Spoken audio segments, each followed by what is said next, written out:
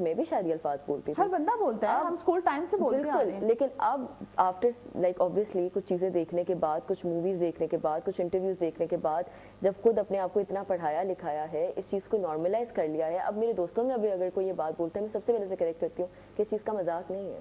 तो हमें ही ये चीज़ स्टार्ट करनी पड़ेगी। मुझे याद है रिसेंट किसी एक काफी बड़ा नाम है शो का, वहाँ पे कुछ ख्वाजा सराओं का मजाक बनाया गया था, जिसके ऊपर वो कम्युनिटी बहुत ज्यादा परेशान हुई थी। बिल्कुल। और इवन वो लोग रोए थे, आपको याद है? बात कर रहे हैं, बिल्कुल बिल्कुल। और कई ख्वाजा सरा रोए हैं उस चीज के ऊपर कि हम लोगों को इस तरह हमें ट्रीट किया जाता है। अच्छा अमृत, ये तो हो गया एक वो साइड हो गई जो आप बाकी दुनिया को दिखाना चाह रहे हैं, या हम भी चाहते हैं सामने। एक वो साइड है जो दुनिया देख रही है राइट नाउ।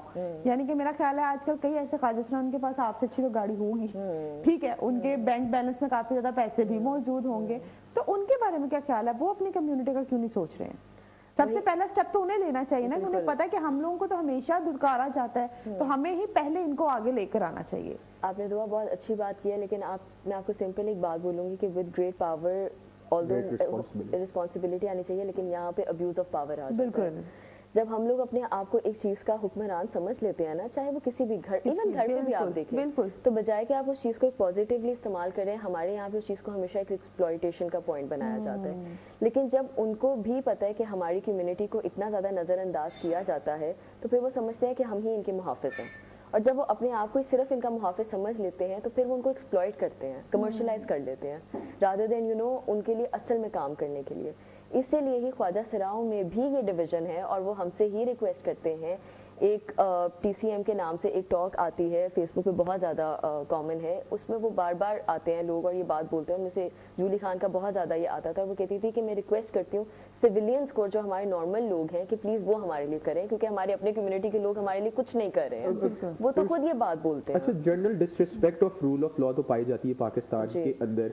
मैं अगेन लास्ट टाइम ही हमने आपके साथ शो किया तो मैंने कहा था कि अगर एक इदारा सही हो जाए तो पाकिस्तान के सारे इदारे सही होते हैं, सारे बंदे बन जाए, ठीक है ना।